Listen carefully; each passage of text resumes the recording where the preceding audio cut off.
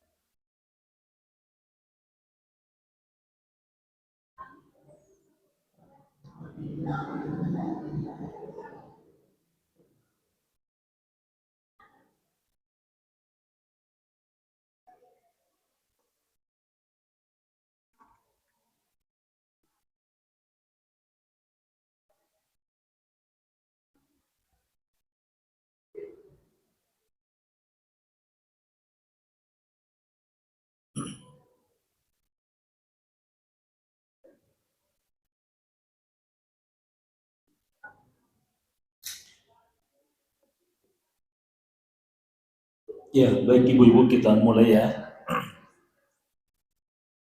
Bismillahirrahmanirrahim. Assalamualaikum warahmatullahi wabarakatuh.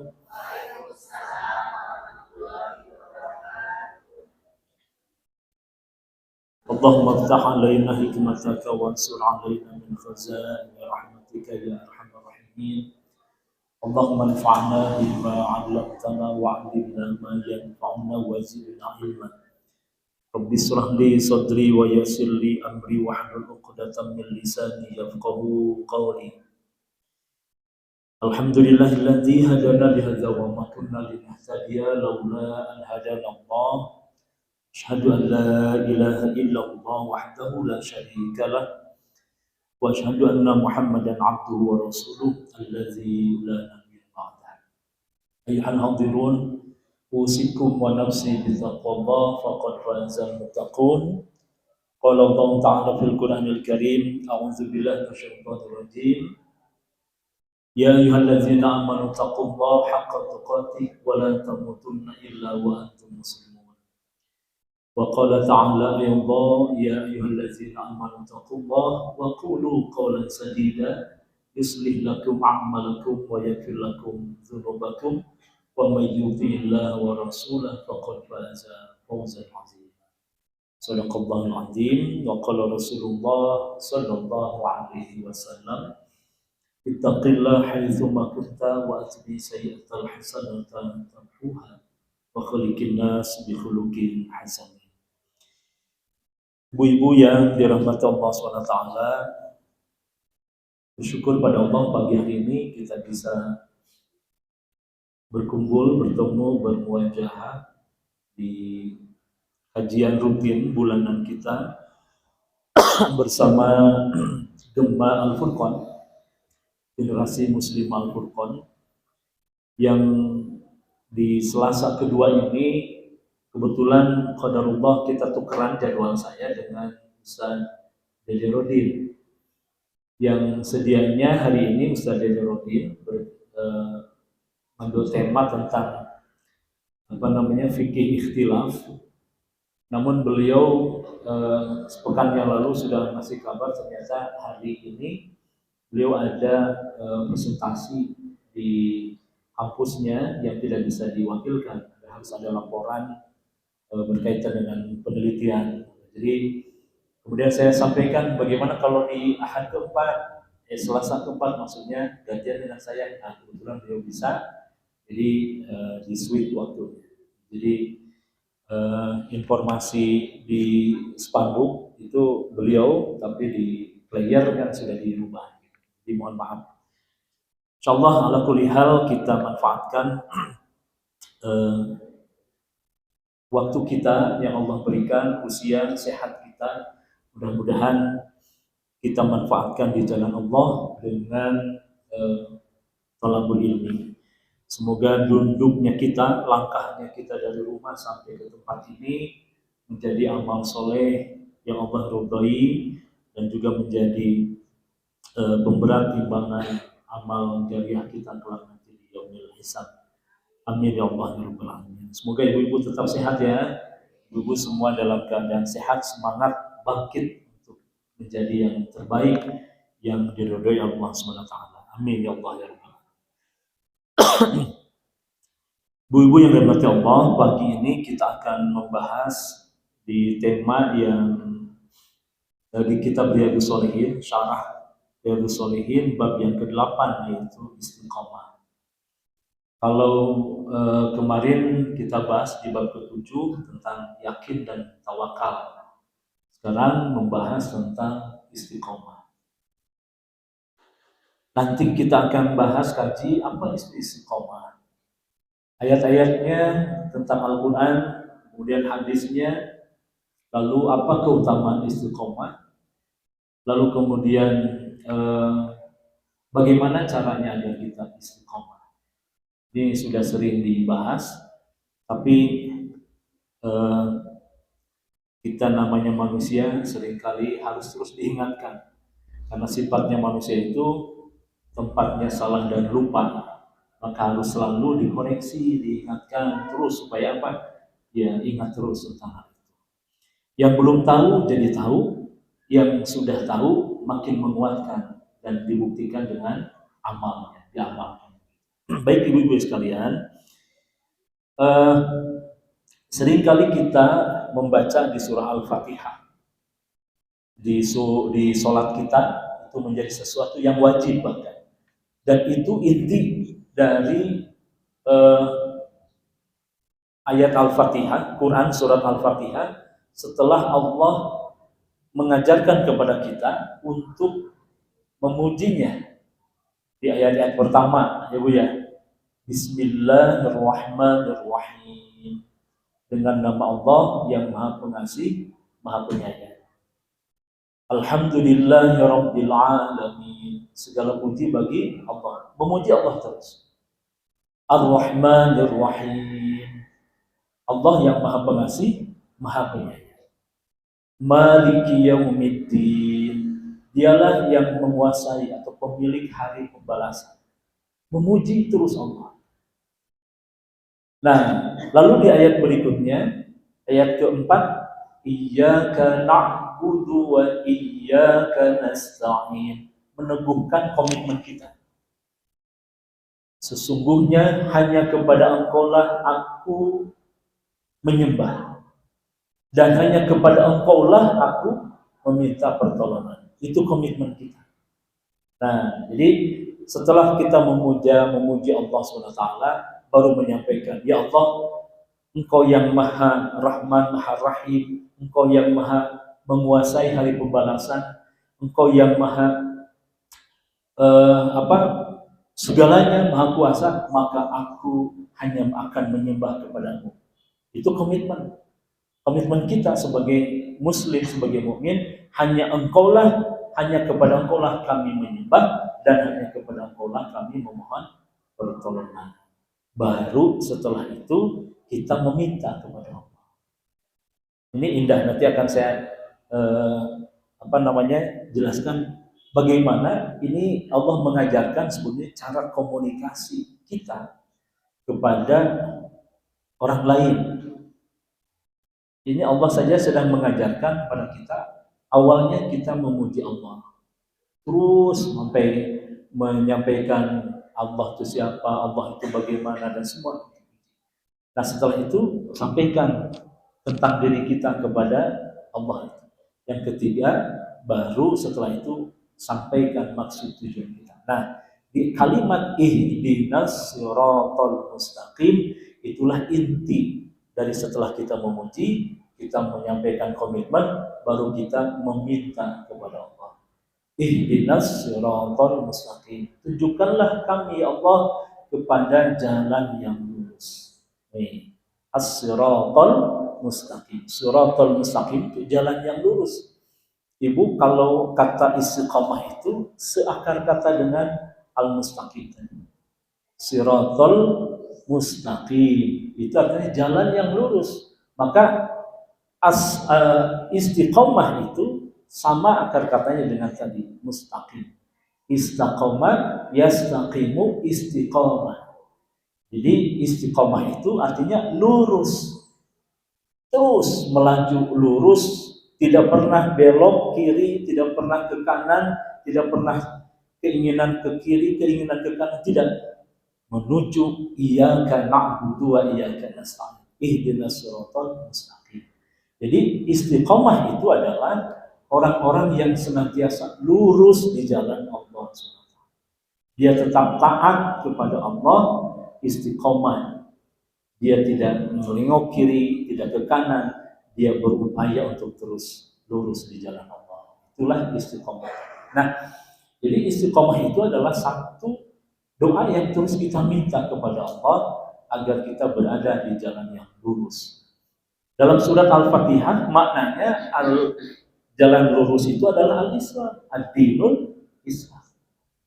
Nah, jadi kita minta, ya Allah, tunjukkanlah kami.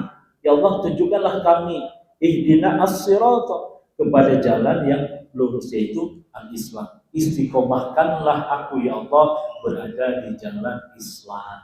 Gitu, Mas. Bisa dipahami, Bu, ya? Oke. Nah, kita masuk sekarang kepada istiqomah tadi. Kalau istiqomah dimaknai kita selalu berada di jalan yang Allah ridhoi, di jalan yang lurus tadi. Nah, bagaimana di dalam Al-Quran itu aplikasinya tentang istiqomah itu. Bahkan Rasulullah sendiri pun oleh Allah SWT diminta untuk istiqomah. Ini ayat pertama, Bu. Allah SWT berfirman, fastaqim kama umirta. Ini di surat Hud ayat ke-112, bukan 122, koreksi. Sorry, bukan 122 tapi ayat 112.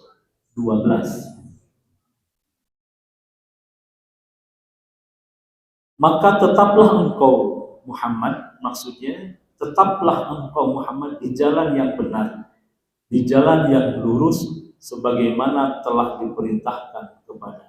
Fastaqim itu ada istiqomah, astaqimu yastaqimu istiqomah. Jadi fastaqim itu fi'il amar. Maka tetaplah engkau berada di jalan yang lurus, di jalan yang benar sebagaimana telah diperintahkan kepada.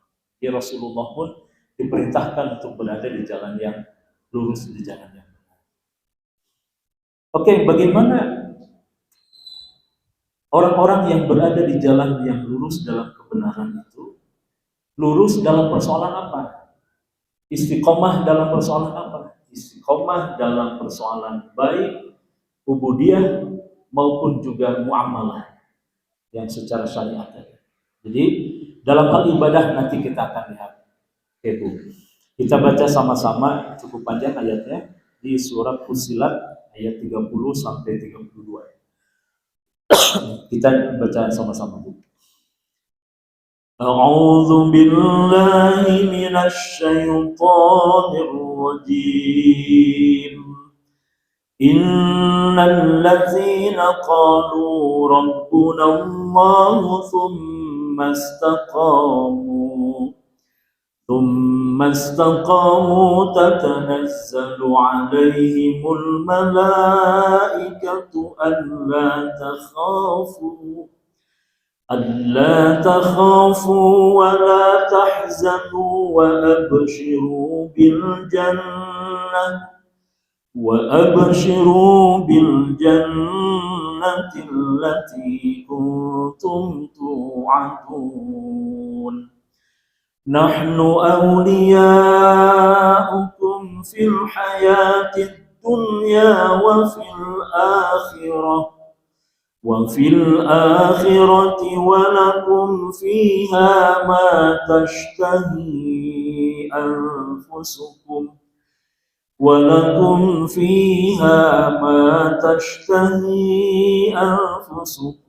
ولكم فيها ما تدعون نزلا من غفور رحيم. Sesungguhnya orang-orang yang berkata, Tuhan kami adalah Allah. Kemudian mereka meneguhkan pendirian mereka. Innal ladzina, sesungguhnya orang-orang yang qalu mengatakan Rabbuna, Tuhan kami, Allahu Allah, tsumma istaqamu, kemudian mereka istiqomah. Itu diterjemahkan, kemudian mereka meneguhkan pendirian mereka. Jadi siapa ini Bu? Orang-orang yang berkata Allah adalah Tuhanku. Maksudnya bertauhid, beriman, sungguh-sungguh mereka mengatakan itu, ya Allah kami beriman kepadamu, hanya Engkau lah. Tadi dalam Al-Fatihah, iyyaka na'budu wa iyyaka nasta'in. Dalam ayat ini, qalu rabbuna Allah, Engkau Tuhan kami Allah. Tsumma istaqamu, mereka tetap menjaga keimanannya, menjaga akidah. Nah, lalu kemudian apa? Apa hikmahnya orang-orang yang istiqomah dalam keimanannya, dalam akidah? Tatanazzalu alaihimul malaikatu alla takhafu. Kepada orang-orang yang istiqomah dalam keimanannya itu, maka malaikat akan turun kepada mereka dengan berkata, alla takhafu, jangan kamu merasa takut, wala tahzanu, dan janganlah kamu bersedih hati. Oh, jadi Ibu, orang-orang yang istiqomah dalam keimanan, dalam tauhidnya, maka Allah akan menghadirkan, akan menjaga orang-orang istiqomah itu dengan terus dibimbing, diingatkan oleh para malaikat. Malaikat itu hadir dalam kehidupan dunia dan juga nanti di akhirat. Bahkan sebelum mereka meninggal dunia, sebelum mereka mengeluarkan nyawanya, Allah akan dicabut, malaikat itu akan terus hadir sambil mengatakan jangan takut, jangan sedih. Itu malaikat. Ibu pernah merasa didatangi turun malaikat atau belum? Jangan-jangan Bu gitu. Pernah nggak Ibu misalnya merasakan ketika saya akan melakukan sesuatu, lalu kemudian ada katakanlah kesalahan atau keburukan. Ketika akan melakukan keburukan, tiba-tiba hati itu, ini nggak boleh, ini salah nih. Itu bisikan itu yang ada dalam hati itu sesungguhnya adalah para malaikat yang masuk ke dalam hati ibu. Hakikatnya begitu. Kenapa? Karena ibu sudah tersibuk, sudah tercuci, terbersih. Ada dalam hati ini bisa mampu membedakan mana yang salah, mana yang benar, dan dia tahu mau mencegah. Jadi orang-orang yang istiqomah dalam keimanan, ada dalam hatinya kuat itu, mau melangkah sedikit pun kesalahan, maka para malaikat segera mengingatkan. Itu lintasan hati, perasaan yang ada muncul itu selama. Nah sebetulnya hakikatnya itu malaikat yang mengingatkan. Nah bagi siapa yang istiqomah dari ketaatan? kuat keimanannya, kuat akidahnya pada Allah, maka yang terlintas itu akan hadir. Itu salah satu contoh. Orang-orang yang istiqomah dalam amal soleh, ibadah, misalnya, ibu melakukan sholat malam, ya, sholat malam misalnya. Dulu ibu sering kalau bangun malam itu harus selalu dibantu oleh HP misalnya. Ceninit gitu tengah malam jam 2:30. HP ceninit ya bu, ceninit gitu. Ternyata bangun sekali, udah ibu bangun, tapi disitulah perannya. Nah, sekali dua kali ibu bangun terus gitu dengan HP. Ibu bangunnya itu karena HP-nya terus. Tapi seiring waktu ketika ibu istiqomah terus menerus begitu, HP ini sudah mulai lagi tidak berfungsi. Kenapa? Seolah-olah ibu ada yang membangunkan. Setiap jam 3, setiap setengah 3, tiba-tiba bangun aja. Maka sesungguhnya itulah perannya malaikat ada di situ. Ibu selalu dibangunkan oleh malaikat. Caranya apa? Mungkin ibu mau pipis gitu ya. Tiba-tiba. Maka kalau ibu tiba-tiba tengah malam bangun mau pipis, sesungguhnya itu sudah sinyal, bu. Manfaatkan tuh. Jangan kemudian ada yang pipis mumpung. Ibu sekedar ini sudah 2:30, nanti paling 3:30. Itu nanti bangun-bangun jam 5. Betul tidak? Betul. Makanya Allah sudah memberikan sinyal ketika sudah tenet atau ibu pengen ke air, segera itu dan manfaatkan. Allah sedang membangunkan saya, atau malaikat, melalui malaikat itu kita sedang dibangunkan. Hakikatnya harusnya itu jadikan begitu. Nah, lama-lama sudah terbiasa, maka peran malaikat itu selalu hadir, mendampingi, membersamai orang-orang yang istiqomah. Oke, jadi luar biasanya orang yang istiqomah itu akan selalu bersamai oleh malaikat. Allah takhafu wa la tahzanu. Jangan takut, jangan bersedih. Dalam tafsir ini disebutkan, bu, Allah takhafu wa la tahzanu itu jangan takut, jangan bersedih. Ini saat di penghujung kematian. Jadi bu, ketika nyawa sudah berada di tenggorokan, itu setiap kita akan didatangi oleh dua, yaitu malaikat dan juga setan. Itu saling kuat-kuat, saling tarik menarik yang mempengaruhi. Kenapa setan hadir? Janji mereka, aku akan memalingkan mereka dari jalanmu ya Allah sampai hari kiamat nanti, sampai mereka berubah keimanannya, sampai mereka tidak lagi beriman kepadamu, aku akan. Tapi bagi orang-orang yang istiqomah itu, maka malaikat akan terus hadir mendampingi orang-orang yang istiqomah tadi. Sampai ketika mau meninggal dunia, mereka terus dibimbing oleh malaikat. Jadi setan itu sudah tidak kuat lagi. Kenapa? Saking istiqomahnya dalam ketaatan itu, malaikat pun menyampaikan, Allah takhafu wa la tahzan. Itu dalam tafsirnya. Jangan takut, jangan sedih.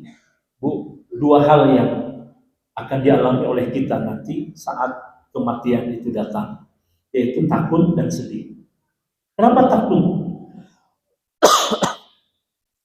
Takut ketika kita akan menghadapi hijab alam dunia sudah mulai tertutup, dibuka alam akhirat.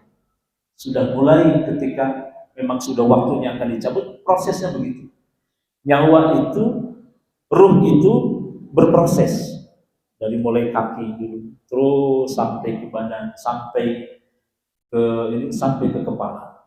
Makanya ada orang yang meninggal dunia itu saat mata terbelalak ke belakang, karena memang ditarik oleh malaikat siapapun. Jibril, Ajrail itu dicabut nyawa itu terus tarik ke belakang. Nah, itu proses itu bagi orang-orang yang beriman, istiqomah tadi, sebelum mereka lepas nyawa ruhnya itu, maka akan diperlihatkan oleh para malaikat itu sesuatu yang mampu menggembirakan mereka. Gambaran-gambaran itu. Maka malaikat menyampaikan, Allah takhafu. Kenapa takut? Orang yang mau meninggal itu dua hal tadi, takut sedih, takut khawatir. Saya itu nanti mau kemana? Saya itu mau dibawa kemana? Saya mau masuk ke surga atau ke neraka? Bagaimana di padang mahsyar nanti? Ketika kita berada di alam barzakh pun, apakah kita akan selamat atau tidak? Ketakutan itu akan hadir, akan ada. Nah, tapi malaikat kemudian turun sambil mengatakan dalam tafsir ini disebutkan Allah takhafu wa la tahzan. Jangan takut. Maka ada sebagian cerita yang digambarkan, Rasulullah menggambarkan orang-orang yang soleh, orang-orang yang baik itu sudah digambarkan gambaran surga bagi diri. Ada juga yang sebelumnya digambarkan juga neraka. Kenapa? Terbuka alam hijab, alam akhiratnya itu, hijab akhiratnya sudah mulai terbuka. Maka gambaran-gambaran itu sudah terus. Ada ketakutan, ada ini. Tiba-tiba malaikat hadir, lalu kemudian menyampaikan, jangan takut. Inilah gambaran. Maka suka ada yang semu, gitu. Awalnya seperti ketakutan, tapi ketika malaikat hadir menyampaikan, jangan takut, maka mereka tersenyum. Lalu yang kedua, sedih. Sedih apa yang disedihkan? Meninggalkan keluarga. Dunia, ada anak, ada istri, gitu ya, kalau laki-laki bersuami. Kemudian anak itu meninggalkan orang tuanya. Ada kesedihan di dalam itu. Antara takut dan sedih itu bercampur. Nah, bagi orang-orang yang istiqomah dalam ketaatan keimanannya dan ketaatan ibadahnya, maka mereka istilahnya diupahan oleh malaikat. Gak usah takut, gak usah sedih. Kamu adalah orang-orang yang istiqomah yang akan ini nanti ada ayat tentang bahwa mereka akan masuk ke dalam surga Allah. Nanti kita bahas. Nah, jadi itu yang disampaikan oleh malaikat, jangan takut dan jangan bersedih hati. Bahkan para malaikat menyebutkan, bergembiralah kamu dengan memperoleh surga yang telah dijanjikan kepada yang istiqomah itu selain diberikan kabar gembira juga sudah dijanjikan masuk ke dalam surga. Mudah-mudahan kita menjadi ahli surga ya Bu. Kalau kita mudah-mudahan istiqomah sampai husnul khatimah. Itu harapan kita. Jadi nanti kita bahas. Lalu kemudian malaikat menyebutkan, nahnu awliya'ukum fil hayati dunya wa fil akhirah. Kamilah pelindung-pelindungmu baik dalam kehidupan dunia dan juga akhirat. Tuh, pelindung-pelindung yang dimaksud tadi, ketika orang yang istiqomah mau tergelincir saja sedikit, segera diingatkan. Segera ingat kepada Allah. Hakikatnya malaikat yang mengingatkan kita. Kenapa? Dalam hatinya sudah tertanam keimanan, rasa tauhidnya kepada Allah tinggi, maka itu mudah koneksi. Jadi Bu, persoalannya kita nih seperti sekarang sudah di sini. Keimanan itu bukan dari ucapan, tetapi ada dalam hati, dikuatkan dalam hati, tekadkan dalam hati, diucapkan dalam lisan, dibuktikan dalam amal perbuatan. Itu iman yang sempurna. Jadi mereka akan tetap dilindungi oleh para malaikat itu, dibersamai dalam kehidupan dunia dan di akhirat. Kira-kira istiqomah kalau bicara ini Bu, mudah atau gampang? Sama, mudah sama gampang. Mudah atau sulit? Sulit. Karena malaikat itu akan bersama di situ. Karena yang jadi bodyguard kita itu malaikat, maka tidak mudah menjadi orang mustaqim, menjadi orang istiqomah. Nanti kita akan bahas nanti. Oke.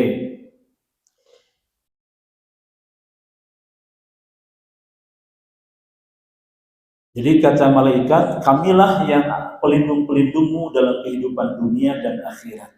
Di dalamnya surga kamu memperoleh apa yang kamu inginkan, dan memperoleh apa yang kamu minta.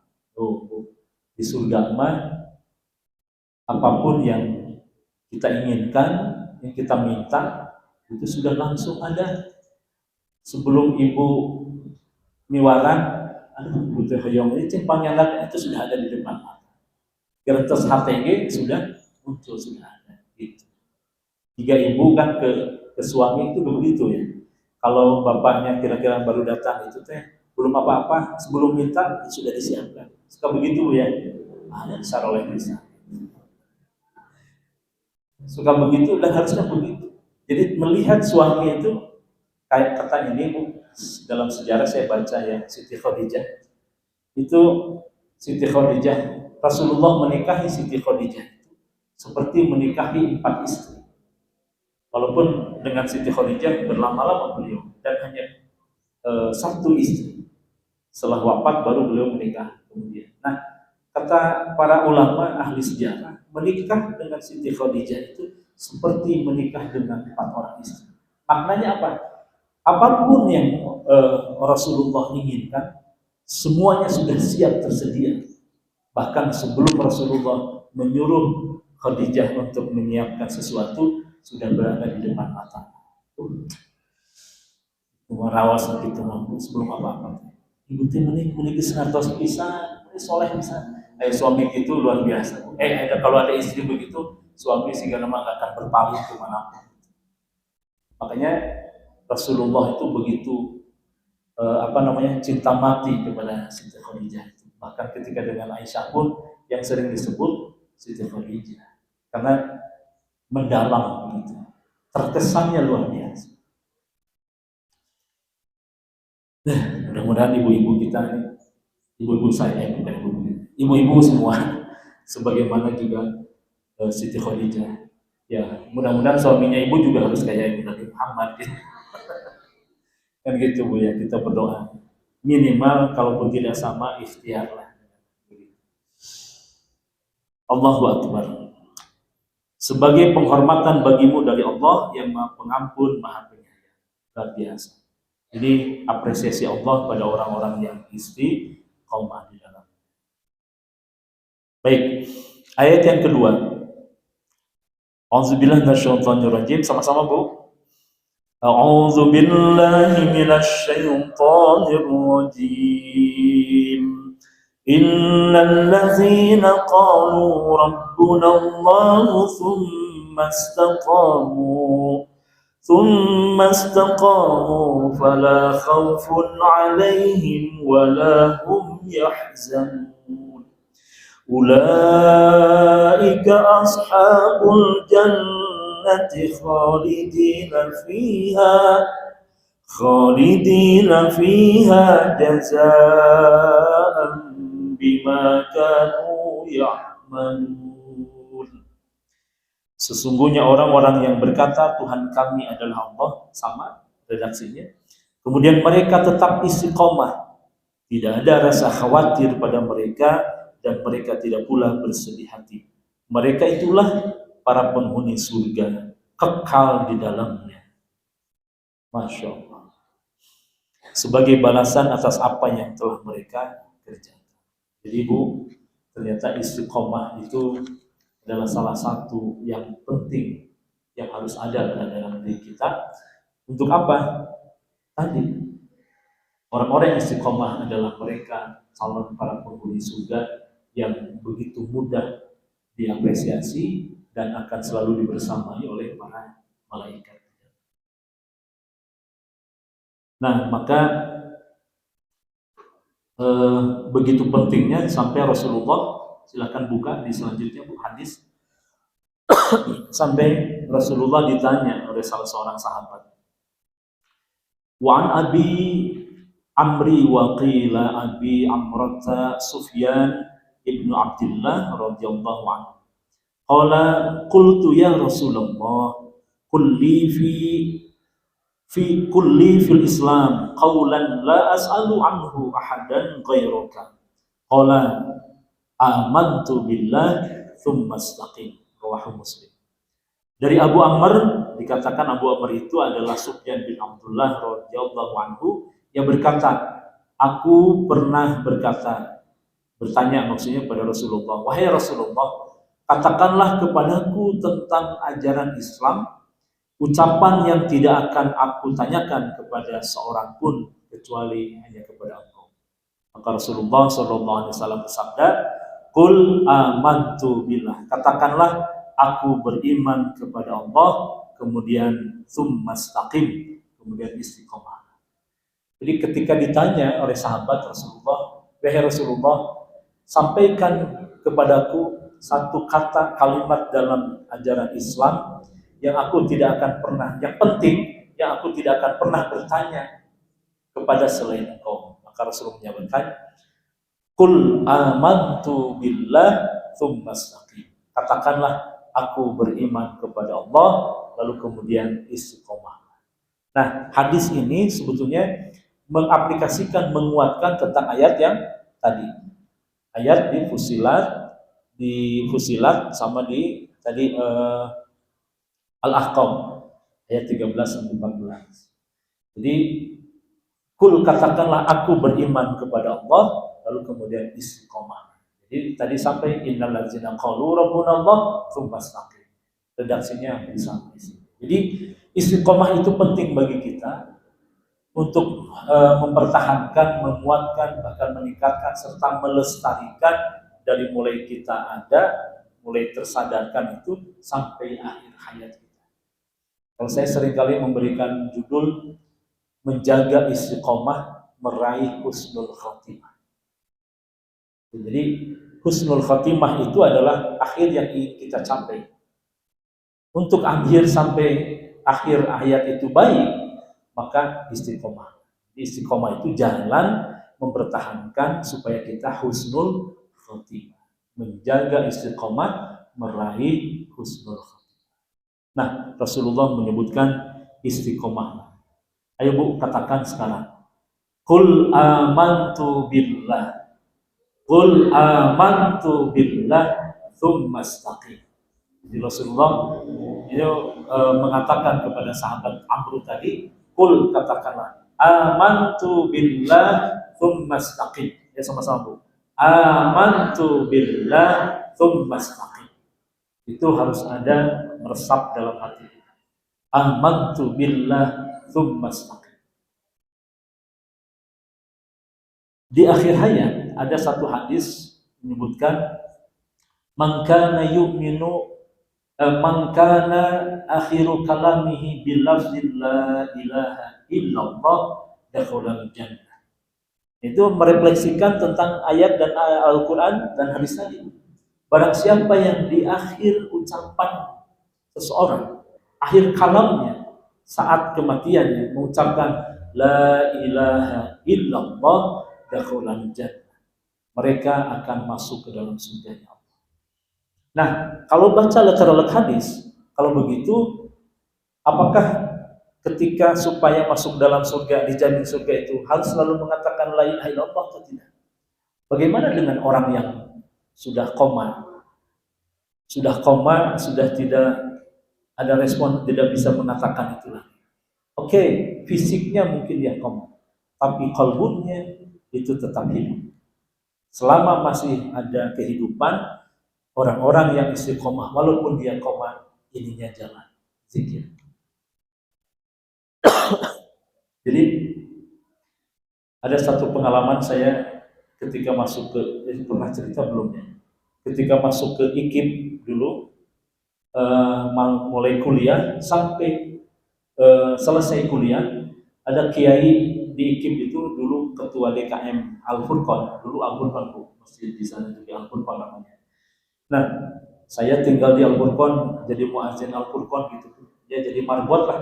Nah, ada kiai itu saat saya masuk, beliau sudah koma. Sampai saya mau keluar pun masih tetap koma. Kurang lebih 4 tahun. Itu ketika ada teman-temannya datang, saya karena kebetulan di masjid, jadi sering diminta, tolong saya antarkan ke Kiai Pak Muhsin namanya. Kiai Haji Muhsin, tolong saya antarkan ke Pak Muhsin. Itu tokoh-tokoh besar dulu, tokoh-tokoh pergerakan Nah, kiai-kiai saya antar ke rumahnya. Saya perhatikan, beliau sudah tidak bisa apa-apa. Ibunya kebetulan perawat. Lalu beliau tamu tadi ada Pak Kiai Atian, Pak Miftah Farid, Pak siapa? Abdul Qadir, Ustaz Abdul Qadir. Nah, setiap mereka datang ke situ selalu menyampaikan dalam telinganya, Assalamualaikum Kiai, mudah-mudahan sehat, istiqomah, lalu kemudian husnul khatimah. Apa yang respon beliau? Air matanya keluar. Saya Darwis, saya Miftah Farid, saya Atian Pak. Salam dari kami jamaah masjid anu dengan semua mendoakan untuk kesembuhan Pak Kiai. Itu nangis keluar air mata. Saya perhatikan begitu saya melihat. Artinya apa? Responnya ada dalam bentuk yang lain. Hatinya berarti masih ada. Cuma dia tidak bisa mengatakan dengan ucapannya itu. Kalau mungkin masih bisa, ya mungkin belum menyampaikan sesuatu. Nah, itulah yang terjadi pada orang-orang. Nah, hadis itu menunjukkan tidak semua yang itu tidak ucapkan la ilaha illallah, belum tentu dia bukan ahli surga. Lihat kesehariannya, lihat latar belakangnya sampai dia kesolehannya seperti apa. Insya Allah tadi Bu, malaikat itu akan terus mendengar dan tidak akan mungkin terdengar oleh kita. Di malaikat selalu pada orang itu mungkin sudah dibuka hijabnya, sudah terlihat. Walaupun matanya, ucapannya tidak mengatakan, hatinya istiqomah dalam ketaatan, keimanan kepada Allah. Gitu. Maka yang paling penting, tauhid itu harus masuk, keimanan itu masuk ke dalam hati. Karena disitulah itu akan tertancap, tertanam, bukan hanya diucapkan. Saya juga beriman pada Allah, tapi hatinya menolak. Maka pernah dalam ayat itu disampaikan dalam Al-Quran, mereka mengatakan kami beriman kepada Allah. Nah, Allah menjawab, kamu belum beriman karena iman itu belum masuk ke dalam hati. Jadi pusatnya di sini semua. Oke, bisa dipahami Bu ya. Jadi betapa pentingnya iman itu, betapa pentingnya istiqomah itu, sampai orang-orang yang istiqomah itu oleh Allah disebutkan tadi mereka akan masuk ke dalam surga selama-lamanya khalidina fiha, sebagai apresiasi dari Allah SWT. Kita tamatkan bukunya ya. Di hadis yang berikutnya terakhir, hadis nomor 86. Nanti setelah itu kita tanya jawab. Wa an Abi Hurairah radhiyallahu anhu qala Rasulullah sallallahu alaihi wasallam qaribu wasaddidu wa'lamu annahu lan yanjua ahadun minkum bi'amalihi. Qalu wala anta ya Rasulullah? Qala wala ana illa ayyataghammadatani Allah birahmatin minhu wa fadl. Rawahu Muslim. Dari Abu Hurairah radhiyallahu anhu, dia berkata, Rasulullah SAW bersabda, biasakanlah kalian dalam mendekatkan diri kepada Allah bersikap lurus. Ada kata-kata penting Bu, biasakanlah. Ya. Jadi istiqomah itu artinya apa berarti? Pembiasaan. Tidak muncul ujuk-ujuk. Ada proses, ada waktu, ada hal yang harus dipenuhi agar pembiasaan. Biasakanlah kalian dalam mendekatkan diri kepada Allah, kata Rasulullah, bersikap lurus, pertengahan, dan berpegang teguhlah kepada keyakinan kalian, yaitu istiqomah, dan menetapi kebenaran. Ketahuilah bahwa tidak ada seorang pun di antara kalian yang selamat karena amalnya. Ini namun gitu gimana tuh? Tidak ada orang yang selamat karena amalnya. Ruas kita. Sebanyak apapun amal kita, itu tidak bisa menyelamatkan kita masuk ke dalam surganya Allah kecuali ada rahmat dan ridho Allah. Jadi hakikatnya ayat hadis ini sedang, bahkan Rasulullah menyebutkan di sini. Para sahabat bertanya, tidak juga engkau wahai Rasulullah? Rasulullah sudah dijamin masuk surga, amalnya luar biasa. akhlaknya tidak tercela, dan sangat dipastikan beliau itu sudah dijamin masuk surga. Tapi beliau mengatakan amalku itu belum tentu memasukkan aku ke dalam surga. Kemudian kita berenung, ya, apalagi kita amal-amal kita nih, amal-amal soleh kita. Sayang mungkin kita semua kalau mau dinilai, kenapa amal itu tidak mampu memasukkan ke dalam surganya Allah SWT. Padahal ayat-ayat yang lain disebutkan dalam Al-Quran. Innal ladzina amanu wa amilus solihati ulaika hum khairul bariyah. Itu di surat Al-Bayyinah. Sesungguhnya orang-orang yang beriman dan beramal soleh, mereka adalah sebaik-baik makhluk. Apa balasannya? Jazaohum inda rabbihim jannatu adni tajri min tahtihal anharu khalidina fiha abada.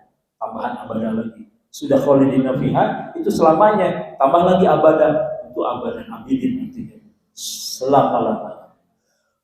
Jadi ke orang yang beriman, beramal soleh, di ayat itu menyebutkan, kalau itu bagaimana nih amal soleh ini? Ini adalah bentuk ketawaduan kita. Jadi hadis ini mengingatkan tentang ketawaduan kita, tentang amal-amal yang kita lakukan. Jangan merasa begini, pede habis, gitu maksudnya. Kita sudah menjadi ahli pengajian, menjadi ahli Quran, ahli tahajud, ahli sedekah. Sehingga cukup untuk amal masuk surga. Bukan itu maksudnya. Karena kalau itu Rasulullah menyebutkan tidak akan cukup membeli nikmat Allah. Amal soleh kita itu tidak akan mampu membeli nikmat yang Allah berikan kepada kita. Itu tidak akan cukup. Gitu. Jelasan di beberapa penjelasan yang lain. Kenapa ini seolah-olah Rasulullah, aku pun juga tadi, ya itu juga aku juga belum tentu masuk ke dalam surga karena amalku, kecuali kalau ada rahmat ridho Allah SWT. Nah jadi rahmat ridho Allah itu akan diberikan pada orang-orang tadi yang istiqomah. Jadi amal kita itu hakikatnya itu yang mengundang ridhonya Allah. Istiqomah kita dengan amal-amal kita itu yang mengundang ridhonya Allah. Maka dengan ridho Allah, Allah juga berkenan untuk memasukkan. Kalau mengukur pada amal soleh itu tidak akan mampu membeli nikmat kita itu untuk memasukkan ke dalam surga. Bahasa kasarnya begitu. Maka jangan pernah kita merasa bahwa sudah ada jaminan di amal-amal soleh kita, melakukan ini, melakukan itu, melakukan amal soleh ini, rajin itu dan sebagainya. Sudah merasa pang soleh enggak? Kalau Allah tidak ridho, kalau Allah tidak ikhlas, tidak menerima itu, maka tidak akan jadi amal soleh itu. Jadi menurut kita ini sudah amal soleh, belum tentu di hadapan Allah. Maka selalulah ada sifat tawadhu dengan amal soleh. Tapi yakinlah gitu. Jadi jangan juga putus asa. Wala tayasu min rauhillah. Janganlah kalian merasa berputus asa dari rahmat Allah. Tetap yakin amal soleh ini yang membuat Allah ridho. Jadi lakukan kita amal soleh itu supaya Allah ridho. Jadi tujuan kita ngaji supaya apa, Bu? Allah ridho. Tujuan kita sedekah supaya apa? Allah ridho. Tujuan kita qiyamul lail, saum, amal-amal soleh yang lain itu bukan untuk membeli surga dengan amal kita, dan nggak akan kebeli. Tapi yang ingin kita lakukan supaya Allah ridho. Kalau Allah sudah ridho pada seseorang, maka apapun yang diminta orang itu akan dikabulkan. Yang penting Allahnya ridho atau tidak. Maka pernah saya bahas di surat Al-Ahqaf, wa an a'mala sholihan tardah. Itu di doa kita ya, Rabbi auzini an ashkura ni'mataka allati an'amta alayya wa ala walidayya wa a'mala sholihan tardah. Ya Allah, jadikanlah amal-amal solehku itu sudah amal soleh, tapi yang Engkau ridhoi. Berarti ada nggak amal soleh yang tidak Allah ridhoi? Ada. Kalau itu dilakukan dengan ria. Nah, itu nanti ada penyakit-penyakit yang bisa menggerus amal soleh. Oke, jadi kita beramal soleh itu sesungguhnya hakikatnya untuk mencari ridho Allah. Dan kalau ingin membeli surga dengan amal soleh kita, wala tayasu. Apa ayatnya Bu?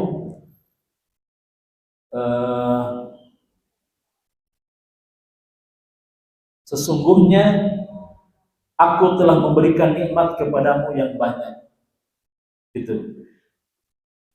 Sudah saya lupa Bu.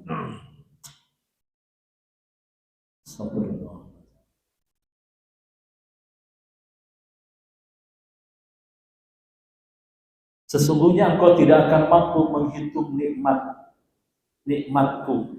Apa itu? Ayatnya apa itu?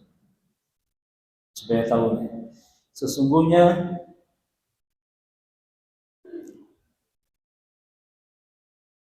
astagfirullah. Nanti suka terlintas ada kalau ingat. Coba nanti cari.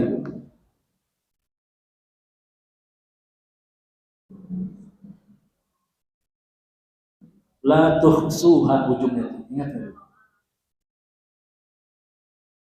Nah, itu tuh. Sesungguhnya kamu tidak akan mampu menghitung nikmatku.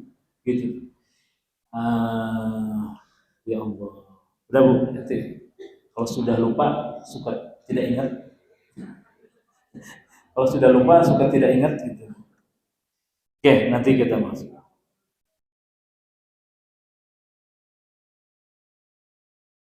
Jadi maksud ayat hadis ini, Rasulullah sendiri pun dengan amal solehnya itu, beliau tidak juga engkau, Rasulullah menyebutkan, tidak juga aku, kecuali Allah meliputi dan melimpahkan kepadaku dengan rahmat dan karunia. Jadi amal soleh itu sebetulnya menjadi jembatan mendapatkan ridho Allah SWT. Maka beramal solehlah yang itu dipastikan Allah ridhoi.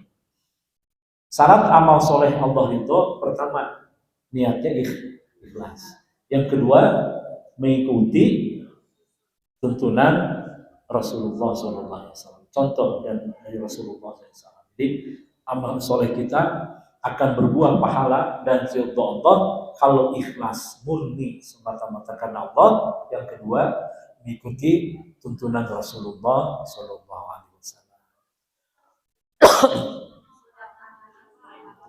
Ayat Bu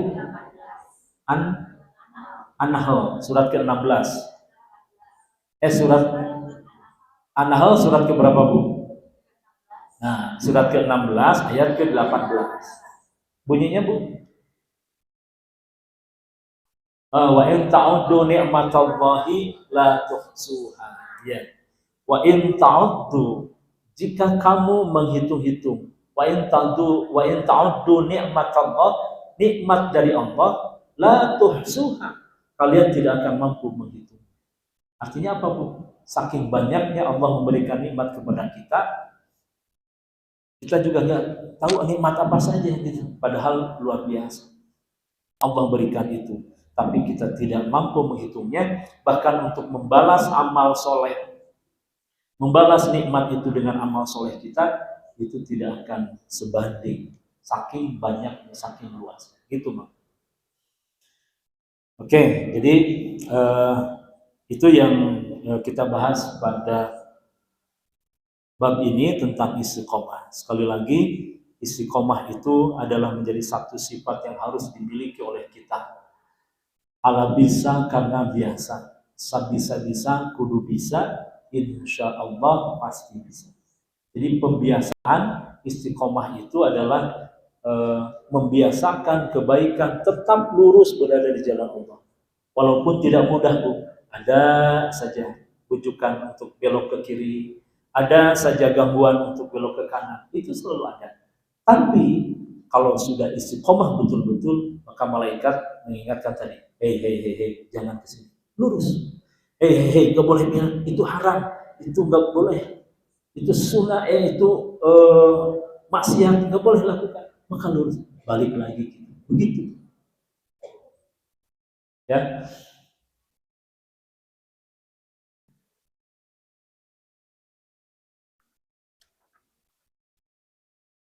Enggak Bu, kalau ada yang mau ditanyakan. Ini giliran kita tanya jawab. Saya sengaja tidak disampaikan semua materinya yang ada di benak saya gitu kita biar kita nanti ibu-ibu bisa mengelaborasi. Enggak, 1, 2, 3. Ibu, enggak. Bayan, ibu punten itu kalau yang bertanya, Bu.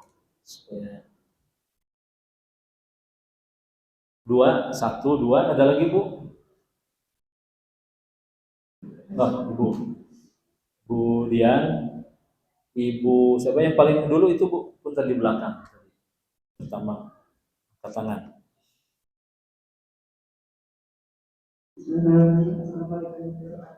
Salam ya Bu.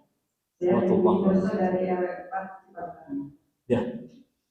Kami tanyakan tadi berkenaan dengan Allah dan surga. Saya kalau menunjuk anak untuk sholat suka mengatakan kalimat seperti ini. Ayo sholat supaya saya bawa masuk surga.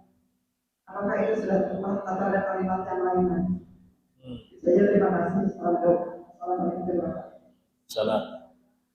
Kalau kita mengatakan kepada anak, ayo sholat biar Allah ridho dan masuk ke surga gitu Bu. Enggak, Bu Dian atau Bu Lela tadi? Oke. Ini kan disampaikan tadi biasakanlah kalian dalam mendekatkan diri kepada Allah, bersihkan lurus pertengahan dan berpegang pulang kepada keinginan kalian. Yang dimaksud pertengahan di sini seperti apa ya Ustaz? Kalau tadi kan kalau lurus itu kan tadi artinya kita mengikuti semua perintahnya. Ya, jadi maksudnya pertengahan itu tengah-tengah, lurus. Jadi tidak ke kanan, tidak ke kiri, tengah-tengah, lurus maksudnya. Itu maknanya itu juga. Jadi pertengahan itu bukan berarti apa namanya? Ya, ke sini boleh, ke sana boleh, enggak, kiri kan enggak, lurus. Jadi tidak ke kanan, tidak ke kiri. Dia berada ajek, maksudnya ajek, tengah-tengah, lurus. Ya, maksudnya nggak boleh belok gitu.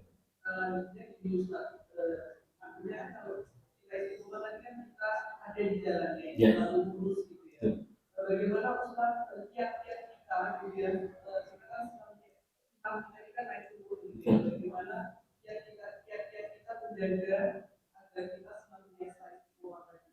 Dan yang saya sampaikan juga kan tadi dengan kita melaksanakan amal soleh dengan ikhlas kemudian sesuai dengan contohnya. Ya, syarat itu. Ya.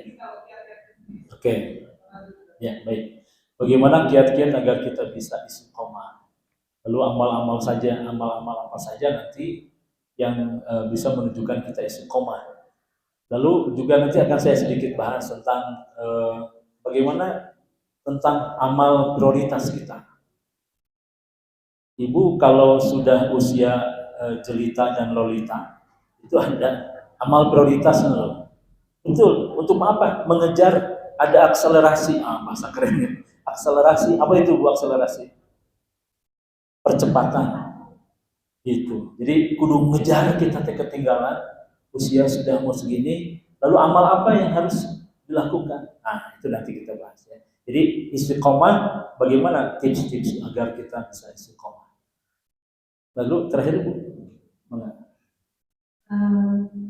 Ustaz awal hubungan itu kan ya, jadi kaitan antara akal dengan qalbu. Yang tadi yang dicontohkan Ustaz itu kan kayak tadi yang sakit, tapi qalbunya masih jalan. Tapi kalau misalkan yang sakitnya, misalkan ingatan, yang misalkan yang stroke gitu kan, kadang suka jadi balik lagi atau hafalan hilang gitu. Nah itu apakah itu?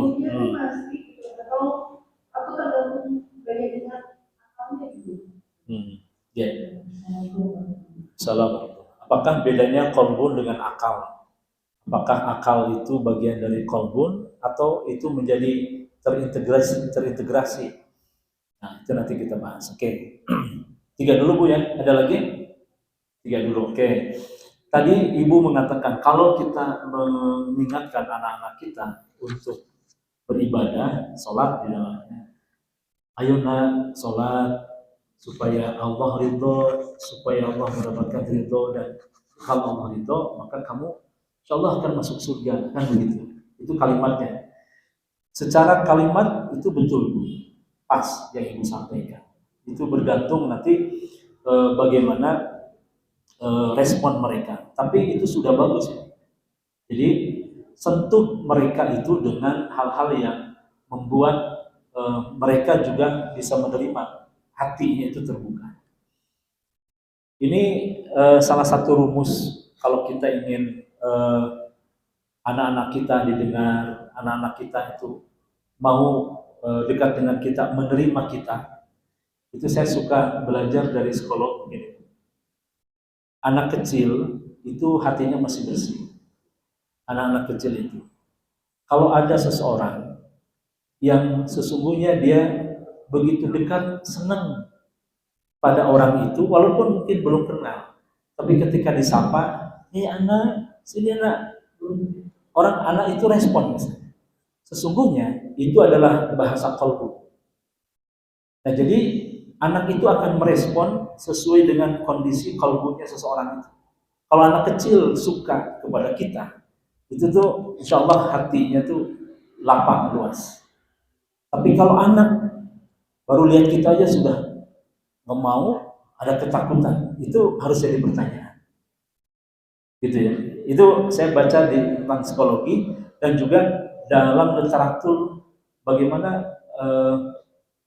dalam satu hadis Rasulullah menyebutkan dalam diri kita ini ada satu qalbun, ada satu hal berupa daging yang apabila segumpal daging, kalau itu baik maka insya Allah semua akan baik. Kalau itu jelek maka respon-responnya itu akan jelek. Itu jadi ukuran.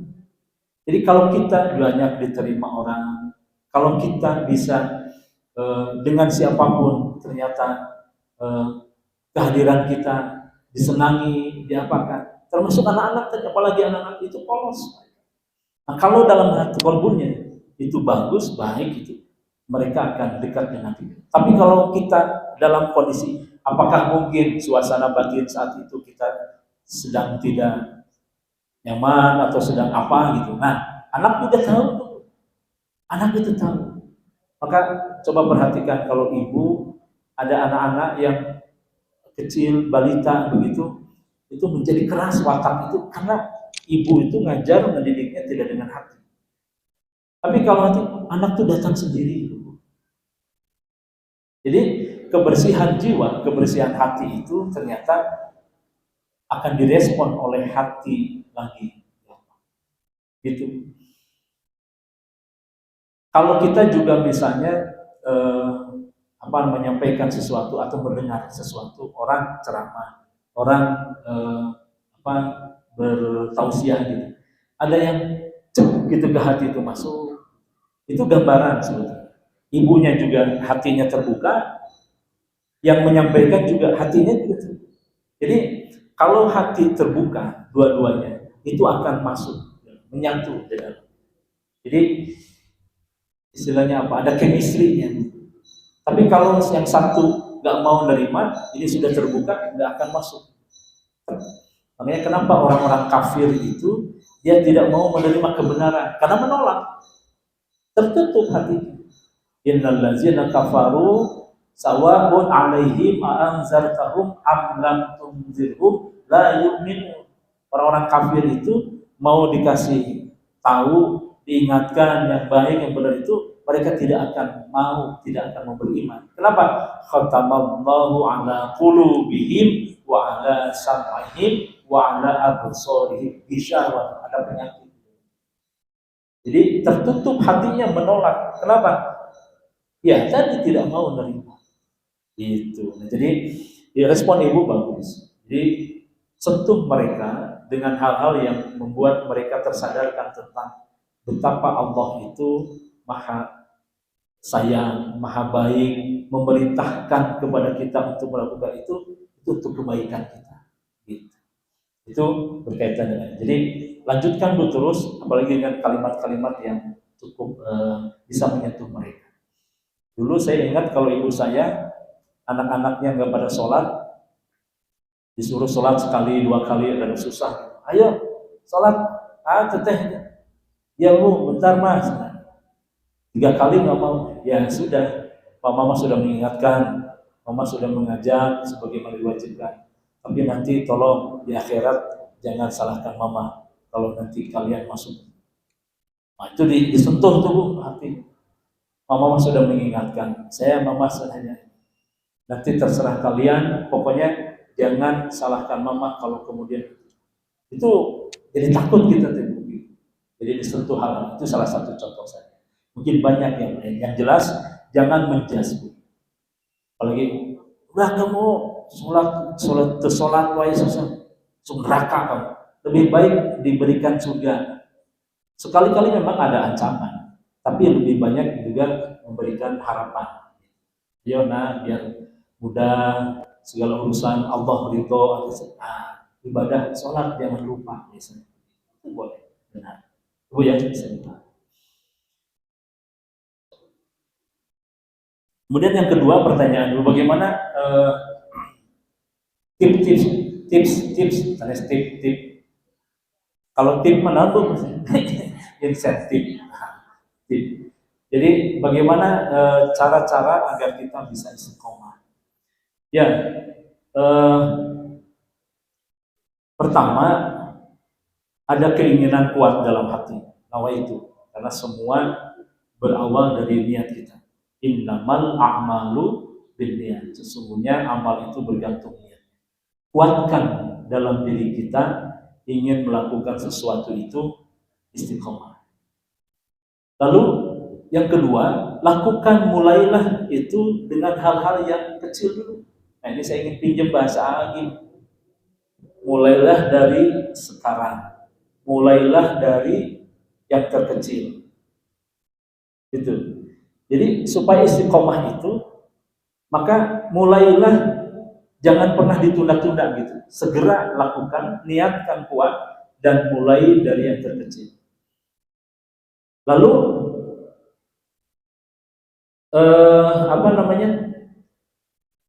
kalau ini maksud yang terkecil itu bu, dari yang sedikit dulu, yang semampu kita.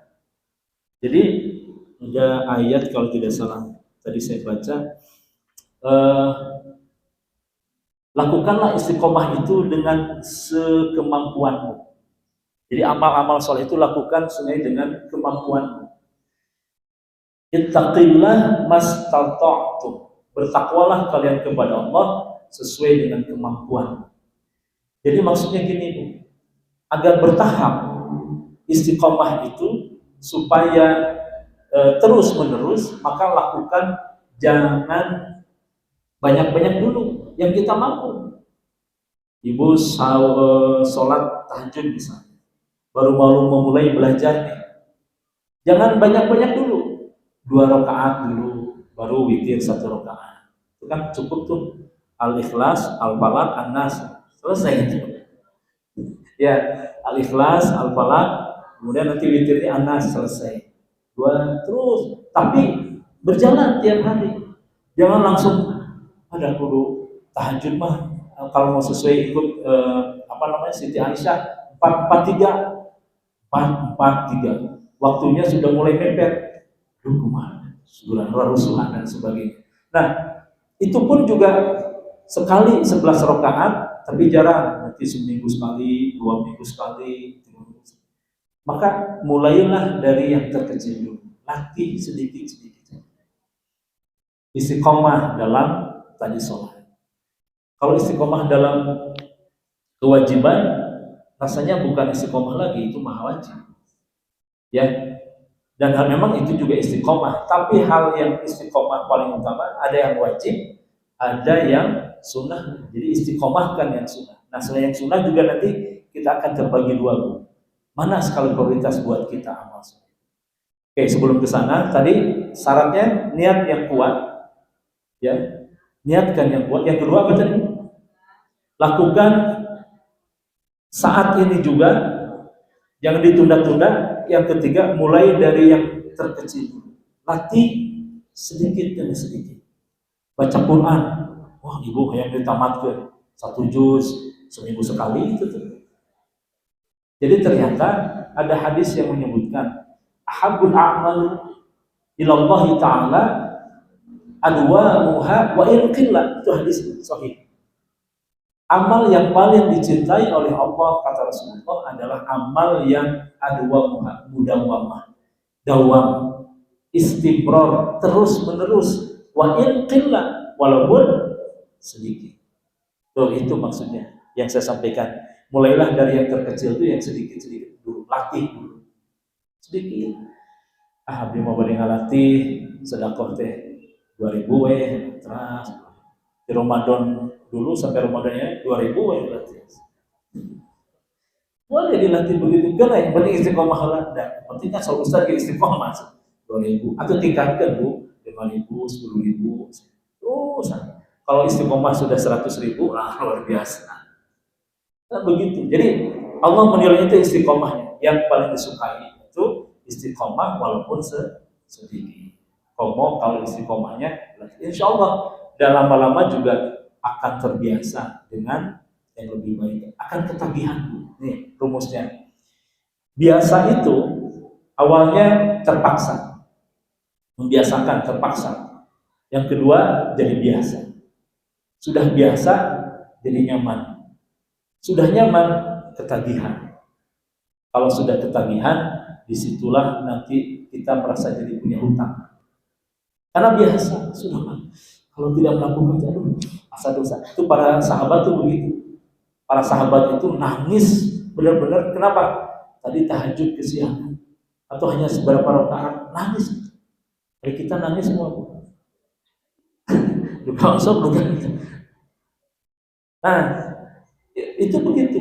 Jadi para sahabat tuh nangisnya gara-gara itu, tidak bisa melakukan apa yang disatukan Rasulullah. Nah, jadi mulai dari yang terkecil dulu, terus gitu. Sudah nyaman, sudah terbiasa, nanti ada ketagihan dan ada perasaan bersalah kalau tidak melakukan. Tapi jangan mewajibkan. Ini hati-hati. Saya selalu mengingatkan, kita boleh Bu menyampaikan dakwah, mengajak pada yang lain. Ini urusan pribadi, karena itu sudah masuk pada persoalan pribadi. Apa itu? Misalnya gini, ayo kita tahajud sambil tiap malam kita ingatkan, gitu. Itu juga hati-hati. Hati-hati. Jadi 2:30 kemudian kita nge-share di grup, ayo kita tahajud. Baik tidak Bu? Baik sebetulnya. Tapi harus pandai menjaga hati. Karena itu khawatir itu satu, nanti ada musim ria gitu. Apalagi kalau misalnya sudah saya di grup gak ada yang respon satu pun. Sebenarnya tahajud dengan abdi wungkul, ada menit respon sebenarnya. Khawatir begitu, maka harus bisa menjaga hati. Jadi kalau amal-amal yang sifatnya sunnah itu lebih baik jangan disebut-sebut, apalagi diajak kepada yang lain. Ayo sekarang nih sudah tanggal 13 Ayyamul Bid, boleh saja, nggak apa-apa. Itu untuk mengingatkan yang belum. Hanya saja yang mengesernya itu harus mampu menjaga hati. Hati-hati dengan hati kita. Oke. Ya, lebih baik amal-amal soleh yang sifatnya sunnah itu disembunyikan, jangan terlalu walaupun nanti betul ada niat dakwah nih, dan orang juga udah tahu Bu sebetulnya, ya kan? Sudah tahu banyak, kecuali kalau di lingkungan yang memang belum terbina, belum terini ada nilainya. Tapi kalau di lingkungan kita nih, grup kita ahli masjid Wungkul, terus diingatkan, ayo tahajud. Khawatir ini nggak terjaga. Bukan tidak boleh, saya khawatirnya itu kita rusak gara-gara kita besar itu ria dan sebagainya. Kalau sudah kuat nggak masalah. Sama seperti dulu Rasulullah melarang orang untuk berziarah kubur. Kenapa? Keimanannya belum kuat. Kalau sudah kuat, sudah ini baru dibolehkan. kayak gitu. Jadi kemudian tips yang supaya istiqomah tadi, lalu hiduplah berjamaah. Yang di antara tadi sudah mulai dari yang terkecil, hiduplah berjamaah supaya apa? Ada persaingan, ada teman. Ibu kalau saum sendirian berat tidak? Berat. Tapi kalau diri bersama-sama di rumah gitu ya, Bu, saum enggak? Enggak ibu mah. Udah bapak ganti lah. Udah. Tapi kalau ibu saum enggak? Oke besok saum ya. Bareng. Jadi berjamaah itu akan menguatkan soliditas kita. Ada teman. Bahkan bersaing pas fabiqul khairat dalam amal soleh bagus. Oke. Yang ketiga, jangan lupa menuntut ilmu. Jadi terus seperti ini kajian-kajian thalabul ilmi, nuntut cari ilmu, kemana bertanya dan sebagainya. Itu apa?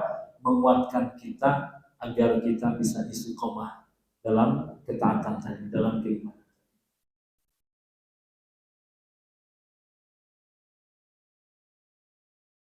Yang terakhir, selalulah bermunajat minta kepada Allah agar kita bisa istiqomah dalam ketaatan kita. Ada doa banyak itu. Rabbana la tuzigh qulubana ba'da idh hadaitana wa hab lana min ladunka rahmah innaka antal wahhab. Ya Allah, janganlah Engkau palingkan hati ini setelah Engkau beri hidayah. Sesungguhnya Engkau Maha Pemberi hidayah yang sebaik-baik pemberi.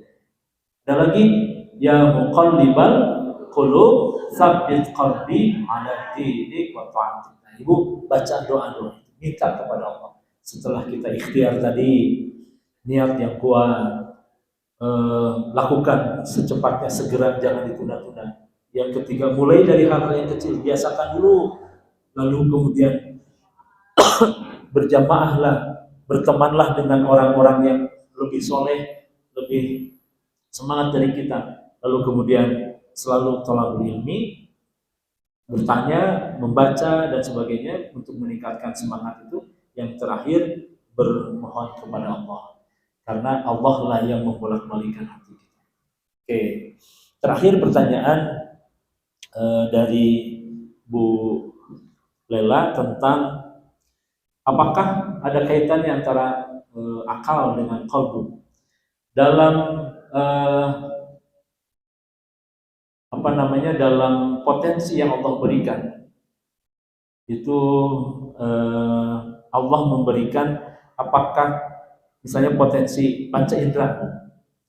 Di panca indera kita, panca itu 5. Apa saja? Pendengaran, penglihatan, rasa, pengecap, penglihatan ya tadi belum, penglihatan 5 hal. Nah, dalam kacamata umum, dalam kacamata teori psikologi dan rohani, itu ada yang disebut dengan akal, ada yang disebut dengan qalbun. Apakah akal dengan qalbun itu satu atau tidak? Kalau dalam teori fisik manusia yang mengendalikan seluruh hidup kita, manusia itu hidup karena perintah dari akal atau otakmu. Nah, akal atau otak? Ternyata otak. Ya, bukan akal, ternyata otak. Jadi, tapi isinya akal. Jadi otak kita bisa berpikir, bisa memerintah, itu otak fisiknya, akal itu isinya. Sama dengan qalbun. Jadi antara qalbun dengan akal itu sebetulnya satu paket. Cuma seringkali sebut qalbun itu bahasanya hati di sini. Tapi sebetulnya itu juga adalah bagian dari akal itu. Jadi dua potensi antara akal dalam bentuk otak tadi dengan hati itu fisiknya, qalbun itu dalamannya. Gitu. Jadi baterainya lah antara fisik casing dengan baterai. Baterai itu qalbunnya, hatinya itu yang menggerakkan semua, yang menyaring salah dan benar itu antara akal dengan hati itu menjadi satu paket. Nah, jadi kalau karena susah secara fisik didefinisikan akal dan hati itu seperti apa, kolbun maksudnya. Nah, ada yang menafsirkan kolbun itu adalah sesuatu yang menjadi penggerak bahkan seluruh anggota tubuh kita dan menjadi penyaring kebenaran. Di situ itu kolbun. Nah, akal itu masih dalam bentuk penerimaan input, nanti disaring oleh kolbunnya. Benar salahnya itu disinilah itu ada nilai karena di situ. Kalau akal bisa jadi semua orang punya di situ, tapi ketika baik benar rujukannya pada Al-Quran atau tidak, baru di sini. Paling tidak itu. Kalau mendalamnya saya belum sampai ke situ mendalami tentang akal. Bagaimana perbedaan akal dan qalbu itu, tapi itulah di situ ada perpaduan penguatan akal itu. Maka Allah menyebutkan afala ta'qilun, apakah kamu tidak berpikir. Nah, jadi lebih kalau berpikir itu di dalam otak kita di sini. Lalu kemudian Allah menyebutkan hati itu di sini lebih pada penyaringan seluruh apa yang didapatkan diperoleh melalui akal, disaring di sini, itu masuk ke dalam yang paling dalam, sesuatu yang paling dalamnya di sini. Itu benteng terakhir kelihatannya di hati. Oke, itu Bu. Cukup. Saya ingin boleh tambahan sedikit ya Bu ya, 5 menit. Tadi tentang bagaimana prioritas dalam amal soleh kita. Jadi saya menyebutkan Ibu sudah jelita lolita itu, kira-kira amal solehnya yang mana dulu? Apakah amal muta'addi atau amal qasid? Jadi amal soleh kita itu dibagi dua.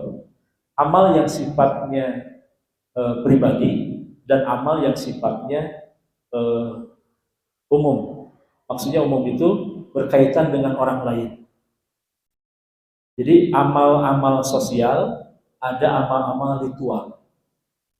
Ya, amal sosial dan amal ritual. Amal muta'addi itu amal yang pahalanya itu juga ternyata bisa berbagi dengan orang lain.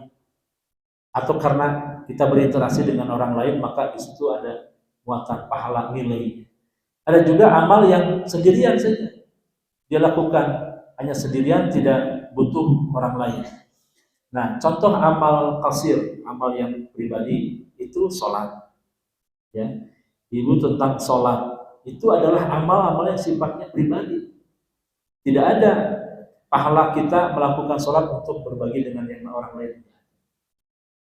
Nah, kemudian termasuk haji. Haji itu adalah amal qasir, amal yang hanya pahalanya untuk kita semuanya, kita saja. Saum sama, hanya untuk kita. Makanya Ibu yang rajin saum, sholatnya, sholat baik wajib ataupun sholat sunnah, itu sebetulnya untuk kita saja. Tapi kalau Ibu memberikan sesuatu pada orang lain, itulah amal yang ternyata oleh Rasulullah mendapatkan porsi yang istimewa.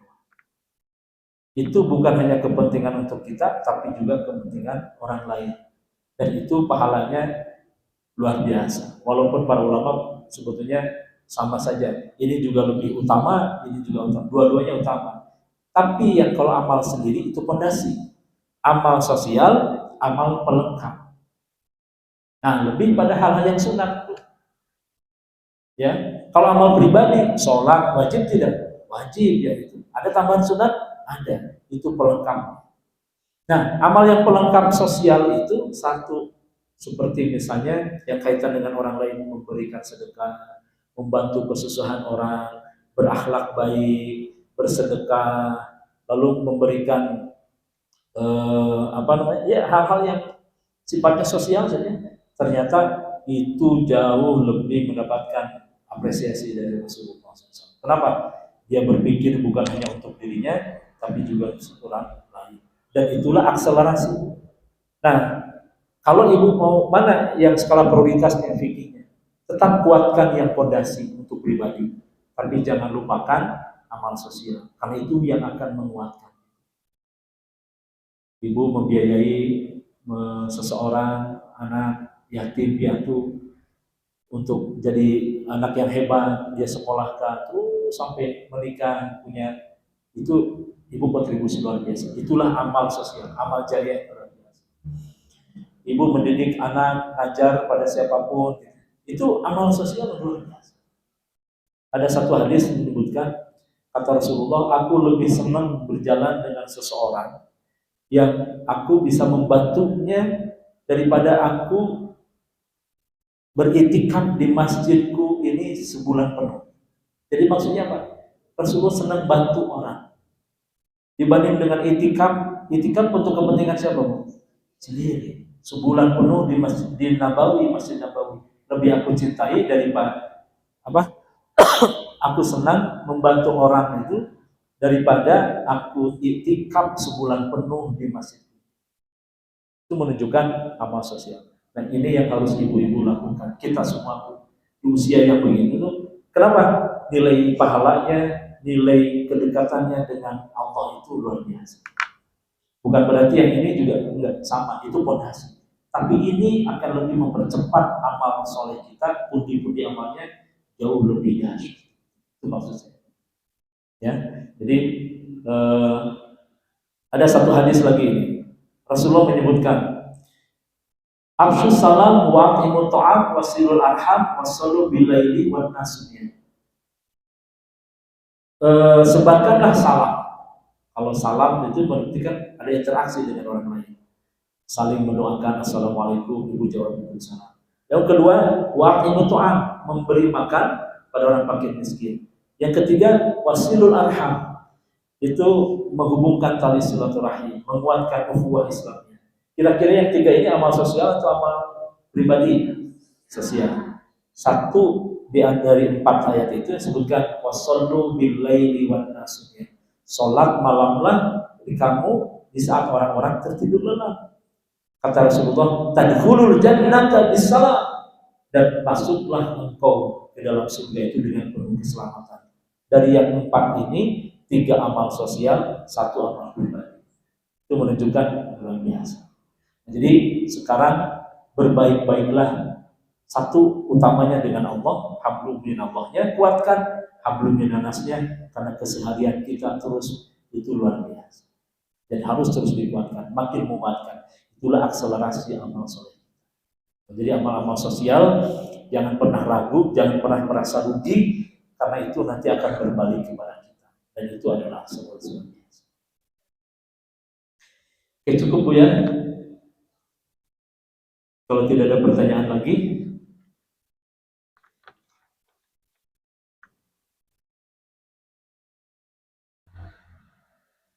ya, mudah-mudahan apa yang saya sampaikan memotivasi saya dan kita semua untuk mempersiapkan bekal kita, karena perjalanan kita jauh, masih panjang, jauh dan tak bertepi. Tidak ada waktu lagi kita untuk berleha-leha. Lebih baik kita bersusah payah, kita menderita, syukur-syukur mah kita bahagia. Syukur kita dan harus merasa bahagia di saat di dunia, kelak nanti di akhirat waktunya kita bisa menikmati hasil yang jerih payah kita capai di dunia ini, nanti di sana tinggal memetik hasil. Perjalanan akhirat itu jauh. Kalau tidak punya bekal, mungkin kita bisa pingsan di tengah jalan. Kalau kurang cukup bekal, boleh jadi nanti tidak akan sampai, karena hanya karcisnya hanya setengah perjalanan bis gitu.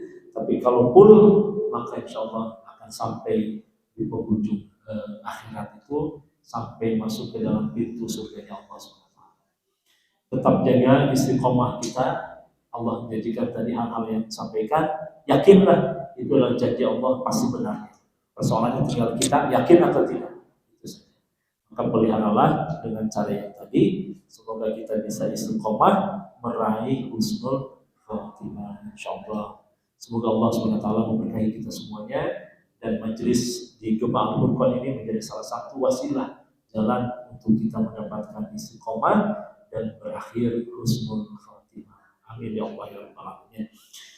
Barakallahu fikum, subhanakallahumma wa bihamdika, asyhadu an la ilaha illa anta, astaghfiruka wa atubu ilaik. Alhamdulillahirabbil alamin. Mohon maaf lahir batin. Subhanakallah. Assalamualaikum warahmatullahi wabarakatuh.